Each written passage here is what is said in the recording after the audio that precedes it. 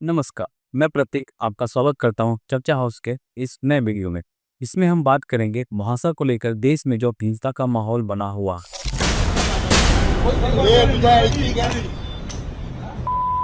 मानव विकास की इस यात्रा में कुछ ऐसे आधारभूत बुनियादी ढांचा और तंत्र हैं जो अगर ना होते तो पूरी मानव प्रजाति शायद आज पटकर नहीं घिस रही होती। उसमें सबसे महत्वपूर्ण तंत्र रहा है भाषा। बिना भाषा के कोई संवाद संभव नहीं था और बिना संवाद के मानव विकास की कोई बात ही नहीं होती।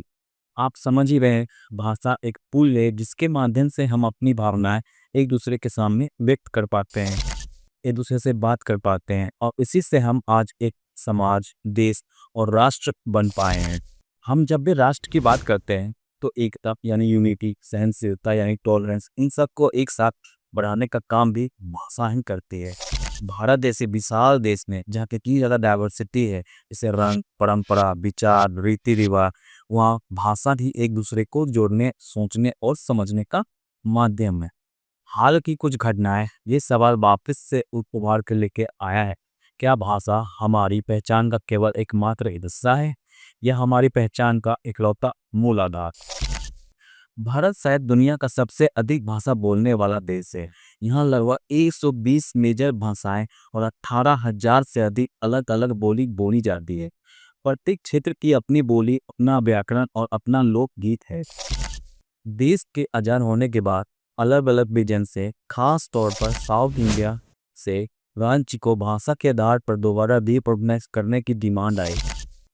हालांकि 1948 में सरकार ने धार कमीशन बनाया तो यह जांचने के लिए था कि क्या भाषा के आधार पर राज्यों का पुनर्गठन करना उचित होगा। तो इस कमीशन ने अपने रिपोर्ट में भाषा के आधार पर राज्यों को पुनर्गठन करने का राष्ट्रीय एकता के लिए खतरा बताया। लेकिन जब लोगों का दबाव बढ़ता गया, जिसके बाद जवाहरलाल नेहरू, वल्लभ भाई पटेल और पट्टाभी सीतारामैया की JBP कमेटी 1949 में बनी। इस कमेटी ने भी भाषा के आधार पर राज्य बनाने से मना किया, लेकिन लोगों की भावनाओं का उल्लेख करते हुए इसे भविष्य में संभव बताया। फिर सबसे बड़ा मोड़ तब आया जब पोती श्री रामुलु में आंध्रा के लिए तेलुगु भाषा राज्य की मांग को लेकर 1952 में अनशन शुरू किया और उनकी मृत्यु 56 दिन की भूख हड़ताल के बाद हो जाने के बाद सरकार पे इतना प्रेशर आया लोगों का कि 1 अक्टूबर 1953 को आंध्र प्रदेश देश का पहला भाषा आधारित राज्य बनाया गया। इस घटना के बाद राष्ट्रीय स्तर पर भाषा के आधार पर राज्यों का पुनर्गठन की मांग भी तेजी से होने लगी। आखिरकार 1953 में स्टेट रीऑर्गेनाइजेशन कमीशन बनाया गया, जिसके आधार पर स्टेट रीऑर्गेनाइजेशन एक्ट 1956 में लागू हुआ। इसने पूरे देश को लिंग्विस्टिक लाइन्स पर पुनर्गठित किया। इसमें हिंदी, तेलुगु, तमिल, कन्नड़ा, मलयालम जैसे भाग अलग अलग राज्यों में सम्मिलित किए गए। ये भारत का फेडरल स्ट्रक्चर का एक मूल आधार बन गया। जब भारत का संविधान बनाया जा रहा था तब एक बहुत महत्वपूर्ण बहस छिड़ी थी। भारत की राष्ट्रीय भाषा क्या होनी चाहिए। संविधान सभा जो 1946 से लेकर 1949 तक भारत का संविधान तैयार कर रही थी, इस बहस का केंद्र था। इस समय का प्रमुख नेता जैसे जवाहरलाल नेहरू, BR अम्बेडकर, मौलाना आजाद और डॉक्टर राजेंद्र प्रसाद ने भी इस मुद्दे पर अपनी अपनी पक्ष रखे। हिंदी को राष्ट्रीय भाषा बनाने के पक्ष में कई लोग थे, लेकिन दक्षिण भारत के राज्यों और नन हिंदी भाषी राज्यों में इसका बहुत जोर विरोध हुआ। इस विरोध की वजह से एक बैलेंस बनाने की जरूरत महसूस हुई। आखिरकार 14 सितंबर 1949 को संविधान सभा ने ये निर्णय लिया कि हिंदी को राजभाषा का दर्जा दिया जाएगा, राष्ट्रीय भाषा नहीं, क्योंकि संविधान में राष्ट्रीय भाषा का शब्द प्रयोग नहीं हुआ है। साथ ही अंग्रेजी को भी सहायक भाषा के रूप में 15 साल तक बनाए रखने का फैसला हुआ, यानी 1965 तक। इंग्लिश इंडिया में 1965 के बाद भी ऑफिशियल लैंग्वेज बनी रही। सबसे बड़ा रीजन था कि नॉन हिंदी स्पीकिंग स्टेट्स, खासकर south Indian states, Hindi impose करने के खिलाफ थे। उनको लगा कि हिंदी थोपने से उनकी लैंग्वेज और कल्चर खतरे में आ जाएंगी। ऑफिशियल लैंग्वेज एक्ट 1963 इसलिए बनाया गया ताकि हिंदी के साथ साथ इंग्लिश भी ऑफिशियल पर्पस के लिए यूज हो सके। और बाद में अमेंडमेंट करके ये डिसाइड हो गया कि जब तक किसी भी स्टेज को सिर्फ हिंदी से प्रॉब्लम है तब तक इंग्लिश ऑफिशियल लैंग्वेज के रूप में कंटिन्यू रहेगा। भारतीय संविधान में ये ओरिजिनल प्लान ये बनाया था कि 15 साल के अंदर यानी 1965 तक हिंदी इंग्लिश को रिप्लेस करेगी एज ए ऑफिशियल लैंग्वेज। लेकिन इस डिसीजन से स्पेशली तमिलनाडु और साउथ इंडिया में हालात बहुत ज़्यादा बिगड़ गए। तमिलनाडु में हिंदी को लेकर विरोध हुए, लोगों को लगा कि उनकी आइडेंटिटी की जो अपॉर्चुनिटीज पे इम्पेक्ट पड़ेगा अगर सिर्फ उन भाषा हिंदी होगा। डीएमके जैसी पार्टीज में हिंदी के खिलाफ अपनी पूरी पॉलिटिक्स चलाई। 1963 के प्रोटेस्ट बहुत वायलेंट हुए थे, दंगे और कुछ लोगों ने आत्मदाह तक कर दिया, तो सरकार को इंग्लिश कंटिन्यू करने का वादा करना पड़ा। ऑफिशियल लैंग्वेज है 1963 और उसका फिर 1967 का अमेंडमेंट ने ये रूल बना दिया कि इंग्लिश ऑफिशियल पर्पस के लिए यूज होती रहेगी जब तक कोई डिस्ट्रिक्ट को हिंदी से दिक्कत ना हो। प्रैक्टिकल बात यह थी कि इंग्लिश एक न्यूट्रल लैंग्वेज बन चुका था, जिसकी वजह से रीजनल पावर का इम्बैलेंस कम हुआ और एडमिनिस्ट्रेशन यानी प्रशासन सुचारू रूप से चलने लगा। साथ ही इंडिया की यूनिटी और डाइवर्सिटी भी मेंटेन हुई।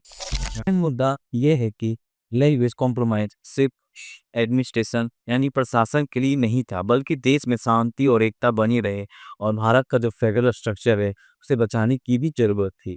हायर एजुकेशन, सेंट्रल यूथ और इंटर स्टेट कम्युनिकेशन में इंग्लिश की इंपॉर्टेंस इसीलिए बनी हुई है।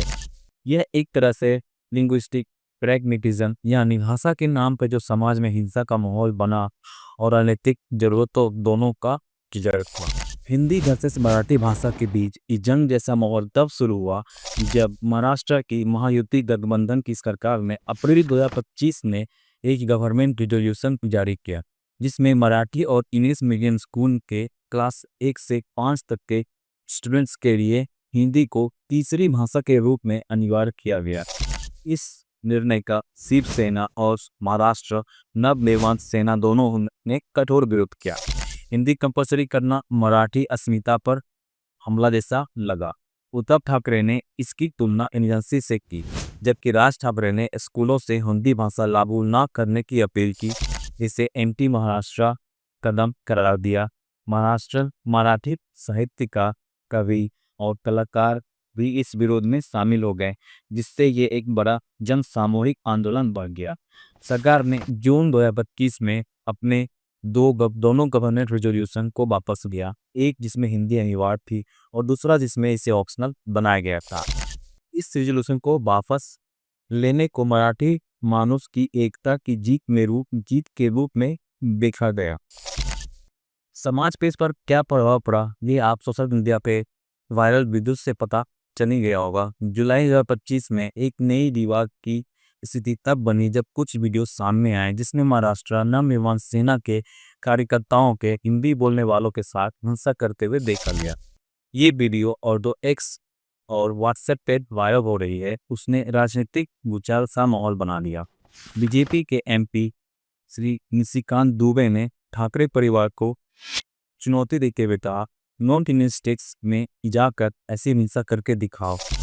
इस घटना के बाद मराठी वर्सेस हिंदी और मुंबई बिलोंग्स टू ऑल जैसे हैशटैग ट्रेंड करने लगे। ये घटना न केवल महाराष्ट्र तक सीमित है, बल्कि इससे भाषा के मुद्दे को एक बार फिर राष्ट्रीय स्तर पर खड़ा कर दिया। सोशल मीडिया के लिए मुद्दा मराठी अस्मिता के साथ जोड़कर देखा गया, लेकिन साथ ही इसने भाषा के नाम पे विभाजन की राजनीति को भी उजागर कर दिया। भाषा का राजनीतिक उपयोग सिर्फ महाराष्ट्र तक सीमित नहीं है, भारत के अन्य राज्यों में भी भाषा को एक राजनीतिक हथियार के रूप में इस्तेमाल किया जा रहा, जो अक्सर डिवाइड एंड रूल जैसी नीति का हिस्सा रहा। जिसे तमिलनाडु 1960 में एंटी हिंदी आंदोलन हुआ था। 1965 में जब केंद्रीय सरकार ने हिंदी को राष्ट्रीय भाषा के रूप में लागू करने की कोशिश की तो तमिलनाडु के डीएमके के नेतृत्व में बहुत बड़े आंदोलन हुए। डीएमके ने इसे तमिल अस्मिता पे हमला बताया और ये स्लोगन दिया कि हिंदी थोपना बंद करो। यह आंदोलन इतना प्रबल हुआ कि सरकार को पीछे हटना पड़ा और अंग्रेजी को अनिश्चित काल तक सहायक भाषा के रूप में बनाए रखना पड़ा। डीएमके ने इस मुद्दे का उपयोग करके अपनी राजनीतिक जंगी मजबूत की और ये आज भी तमिलनाडु की राजनीति में एक अहम मुद्दा है। सोशल मीडिया पे पुराने फुटेज और मीम्स जैसे हिंदी नेवर तमिल फॉरएवर आज भी वायरल होते हैं, जो इस आंदोलन की विरासत को दिखाता है। कर्नाटका में कन्नड़ा राज्योत्सव के मौके पे हर साल कन्नड़ा भाषा के प्रचार के लिए आंदोलन होते हैं। 2017 में बेंगलुरु के मेट्रो स्टेशन पर हिंदी साइन बोर्ड के खिलाफ नम्मा मेट्रो हिंदी वेडा कैंपिंग चला, जिसमें कन्नड़ा एक्टिविस्ट में हिंदी के इस्तेमाल को इम्पोजिशन बताया। यह कैंपेन सोशल मीडिया पे इतना वायरल हुआ कि कर्नाटक सरकार को हिंदी साइन बोर्ड हटाने पड़े। यह एक और उदाहरण है कि जहां भाषा को रीजनल प्राइड के लिए राजनीतिक रूप से इस्तेमाल किया गया, जिससे हिंदी भाषी और नन हिंदी भाषी समुदायों के बीच तनाव बढ़ा और हिंसा का माहौल बढ़ने लगा। ये सभी एग्जाम्पल ये दिखाते हैं कि भाषा न केवल एक संवाद का माध्यम है, बल्कि एक राजनीतिक हथियार भी बन सकती है। भारत में भाषा के मुद्दे अक्सर डिवाइड एंड रूल जैसी नीति का हिस्सा रहा है, जहाँ राजनीतिक दल अपने वोट बैंक को मजबूत करने के लिए भाषा और अस्मिता के भावनाओं का शोषण करते हैं। महाराष्ट्र के आवाज मराठी चारेरी का उदाहरण है। उद्धव और राज ठाकरे ने मराठी अस्मिता के नाम पर एकता दिखाई, लेकिन इसके पीछे डीएमसी चुनाव और स्थानीय निकाय चुनाव में अपनी राजनीतिक जमीन वापस पाने की रणनीति बनी। सोशल मीडिया ने इस राजनीति को और तेजी दी। एक पे वायरल वीडियोस और हैशटैग जैसे मराठी वर्सेस हिंदी या मुंबई बिलोंग्स टू ऑल ने इस मुद्दे को एक राष्ट्रीय चर्चा बना दिया, लेकिन साथ ही यह भी दिखाया कि भाषा के नाम पर सामाजिक विभाजन कितनी आसानी से किया जा सकता है। हिंदी बोलने वाले लोगों के खिलाफ हिंसा का वायरल वीडियोस ने यह स्पष्ट कर दिया कि भाषा के मुद्दे अक्सर सामाजिक विकास के लिए खतरा भी बन सकते हैं।